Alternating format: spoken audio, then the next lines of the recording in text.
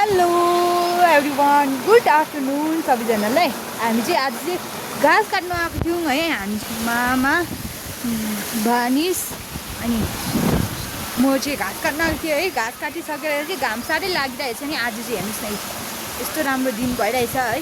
अनि चाहिँ हामी चाहिँ पौडी खेल्यौँ है। म र भाइ भएर आउँछौँ चाहिँ खेल्नु मानेन। हामी चाहिँ खेलेर चाहिँ आइपुग्यौँ है। अलिक सेकाउनु पर्छ नि जिउहरू। अहिले चाहिँ कस्तो मजाको घाम लागेको हेर्नुहोस् न। दिउँसो घाम लाग्छ, बेलुका पानी परिहाल्छ। म चाहिँ खास सिस्नु निङ्गुरे मात्रै लाने। निङ्गुरे चाहिँ यति पाइरहेको छु यति जस्तो। यहाँ चाहिँ जङ्गलमा चाहिँ सिस्नु चाहिँ राम्रो पाउँछ कि, तर निङ्गुरे चाहिँ त्यस्तो पाउँदैन। यहाँ चाहिँ सानो खोला चाहिँ माथि साङ्गे जाउँ, माथि घाम ताप्दैछ। हामी दुईजना चाहिँ